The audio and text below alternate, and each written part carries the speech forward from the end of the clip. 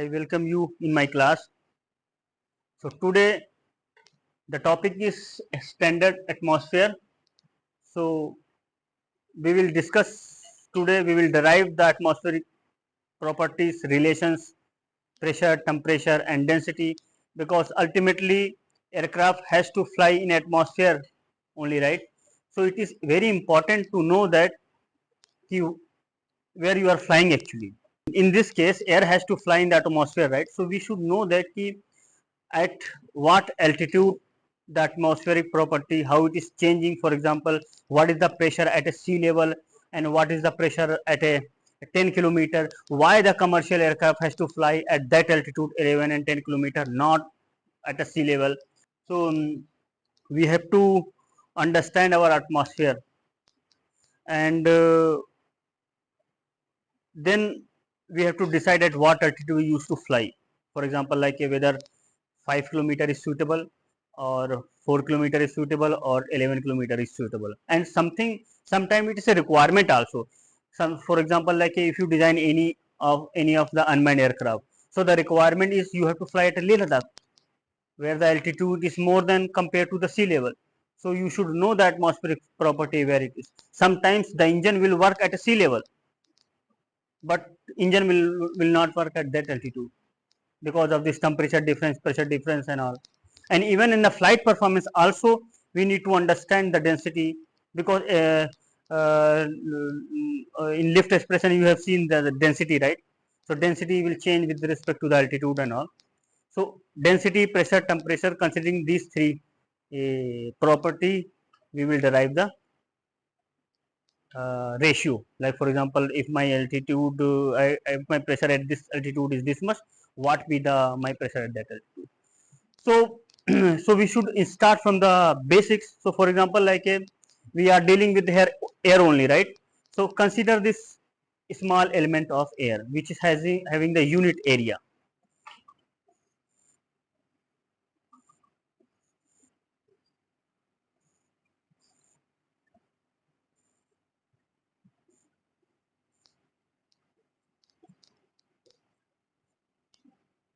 Okay, so this length is also 1 and this length is also 1. So unit area, but height is dhg. Now hg is geometric altitude. So what is geometric altitude? Let's say you have a earth like this, the radius is this and you are somewhere here. So from the center of this earth to this height is called absolute height, h. H is absolute height, and from the surface it is geometric height. So of course you can write absolute height is radius of earth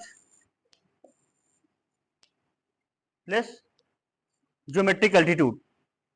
So radius of earth at equator is 6378 kilometer, right? So now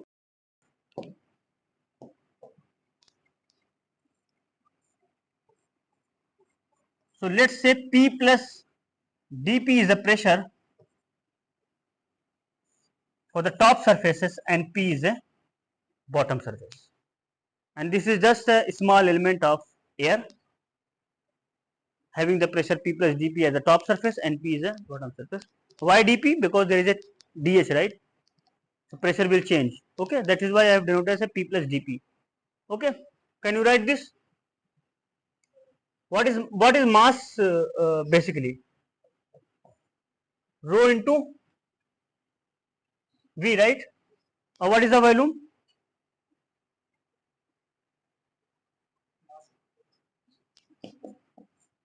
One into one into height dH only, right? Okay. If you multiply with the acceleration g, you will get mg equal to rho g dH, right? So this is nothing but the weight of this element itself. that will also act in a downward direction. This mg, okay. So you balance, but this element is not, it is stationary, right? It is not climbing or not descending. That means it is in equilibrium state, right? So upward force will be equal to the downward force. So what is the upward force? P plus dp and plus mg. Mg is what? Rho g dh. Force is just I have balanced the P plus dp into mg is acting downward and P is acting upward. So I have balanced. Okay. Now dp equal to minus rho g dh g.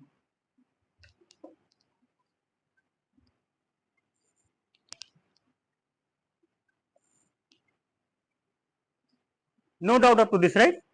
So simple, very simplistic manner I have derived the same. Okay. Now you observe this. Now I will call this as equation 1. So now if I want to find out the P pressure, I have to integrate the same. This is equation 1. But since G is sitting here, which is also the function of altitude, okay. So as of now we cannot integrate this. So in order to solve this problem, one more altitude is defined, is called geopotential altitude. Okay, geopotential altitude. So here I am writing two equations. dp equal to minus rho g dhg, which we have already seen, and in this case we are writing dp equal to minus rho g naught dh, where h is the geopotential altitude.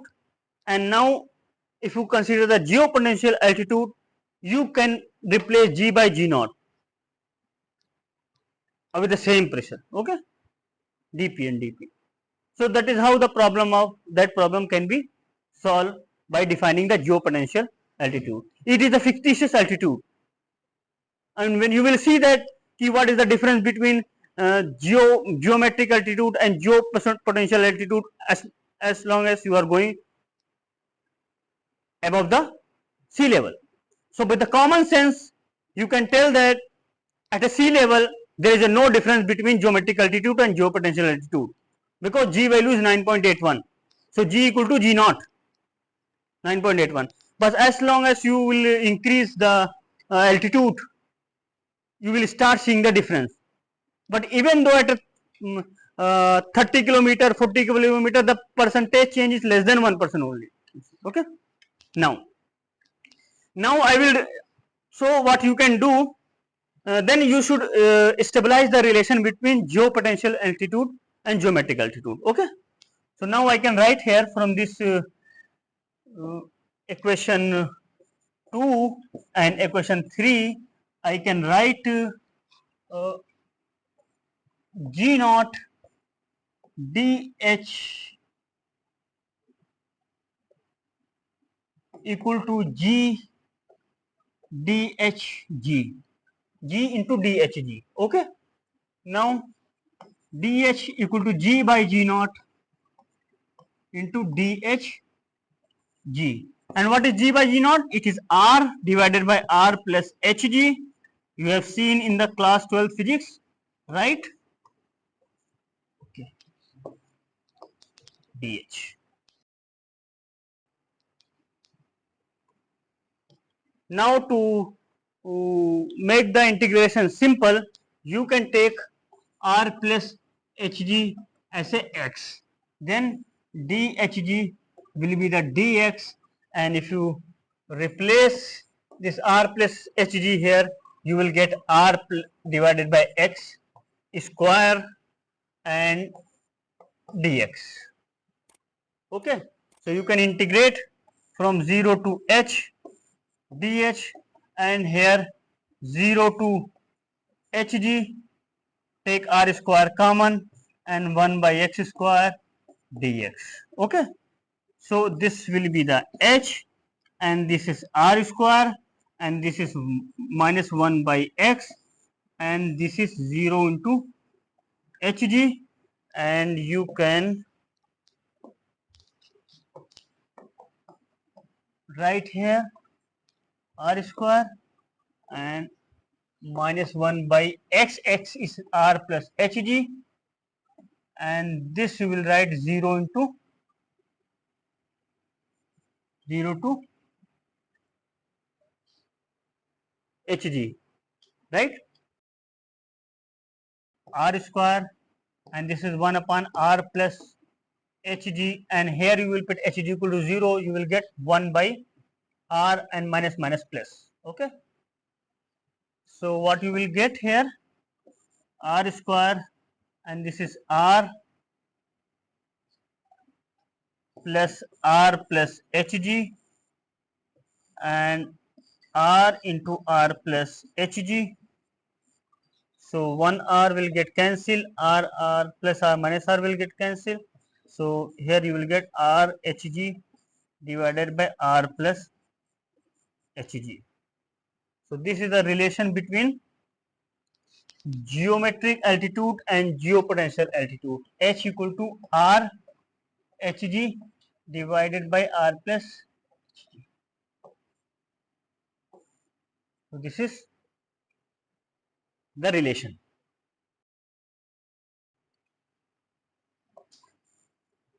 So now we don't have any confusion between geopotential altitude and geometric altitude and absolute altitude. Okay. Now, why we have done this geometric and geopotential also I told you, because there is a problem of g. G is changing with the altitude. That is why we have defined the terms g naught considering the geopotential altitude. Okay. So now go back to this equation and equation 1, and we will derive the temperature ratio, pressure ratio at a different altitude. So we'll write dp equal to minus rho g naught. Okay, dp equal to minus rho g naught into dh. So now, before going to this deriving the pressure, temperature and density at different altitude, you have to know that what is the atmosphere in a different altitude. For example, I can show you this diagram. You can see here on x-axis I am trying to show you the temperature, and y-axis, one y-axis, this is a pressure, and one is a geometric height. So you can see that the Mount Everest height is approximately 8.8 kilometer, and you can see troposphere, tropopause, stratosphere, stratopause, mesosphere, mesopause and thermos. So the terms pause here denotes temperature is not changing. Pause रुका हुआ है ना, तो from 0 to 11 kilometer your temperature is increasing. कितने altitude पर commercial aircraft flight करता है? Generally you will have seen the flight 35,000 feet. अब 35,000 फीट को 3.28 से डिवाइड करो, देखो कितना आ रहा है.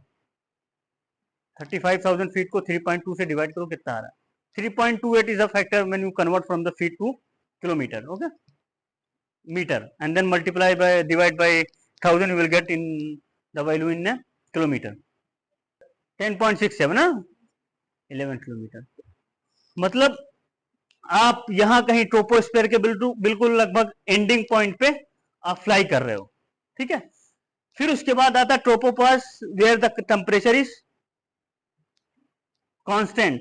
So from this picture I am trying to give a little bit feel for the atmosphere, like for example how many layers the atmosphere is having and what are the ranges based on the altitude, like from this altitude this layer will be active, and after this altitude another layer will become. Okay, so that kind of feel I want to give you.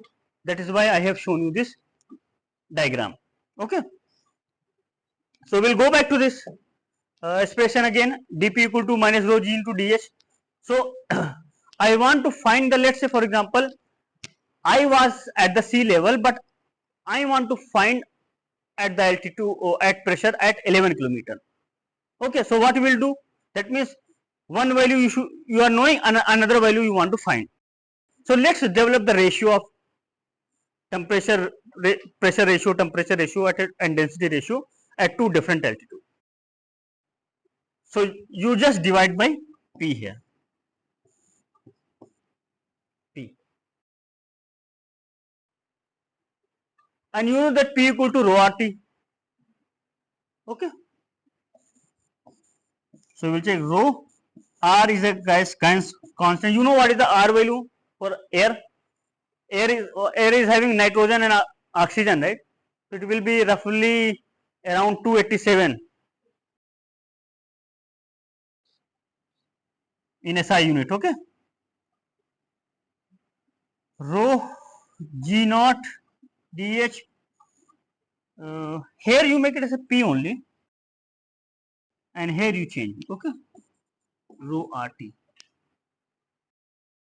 Now rho and rho will get cancelled, and you will have dP by P equal to minus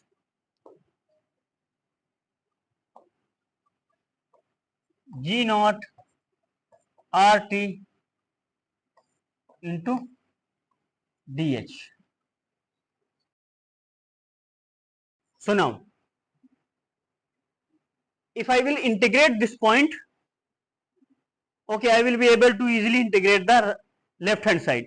But again, the right hand side dH is there. If I will get the H, but T is sitting here, which is also changing with the altitude. So we have to define this temperature in terms of altitude. Okay, so now you can define temperature at any altitude can be defined as a Ts sea level minus lambda into H, where lambda is a lapse rate. When and this lambda will change depending upon the altitude regimes. And what is the shape of this graph? Linear, non-linear. What is this? Linear, right? Linear, right? Only. And here with this lapse rate minus 6.5 Kelvin per kilometer, and in this stratosphere it will be minus 1. So now this is the case. Now you can put the T value here, minus G naught R Ts minus lambda H into dH. Right, okay?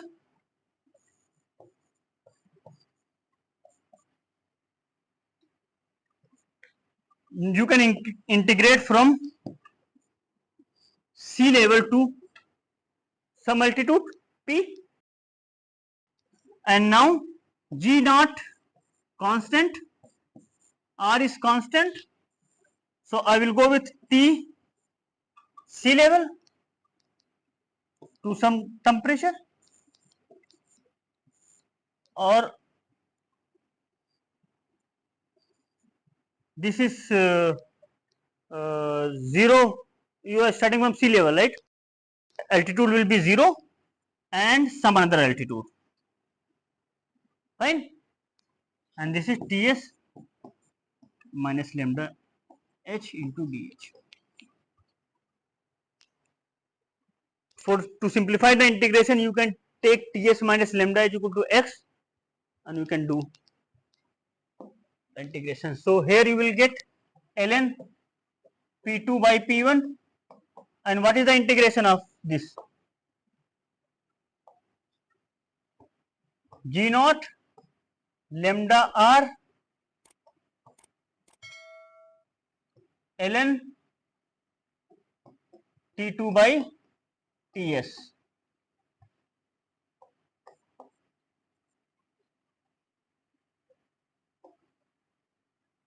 or instead of T2 you will say T by Ts. This is expression. When you integrate, minus lambda will come this side, minus minus will become plus G naught by lambda R, that is written here. Now this will be the log T. You apply the limit, you will be log T divided by Ts. That is how it is written here. Now you can write P, Ps, T, Ts, G naught, lambda R. Perfect, right? No doubt, right? Okay. Can you calculate what is G naught by lambda R is coming? By that time I will calculate what is the density ratio. This is the pressure ratio, right? So P equal to rho RT. So I can write P by Ps equal to rho by rho S into T by Ts. So I can write rho by rho S is P by Ps into T by Ts power minus 1. So what is P by Ps? T by Ts. This is G naught lambda R and this is minus 1. So this is the expression of rho by rho naught or rho by rho S. So now we have found out the temperature ratio, pressure ratio and density ratio. Temperature ratio easily you can find out from this equation, right? T equal to T naught plus lambda H. Okay. So you divide by Ts, you will get T by Ts equal to 1 minus lambda H divided by Ts. So easily you can find out the temperature ratio. So now calculate me what is the G naught by lambda R is coming. So what is the value of G naught divided by lambda R? So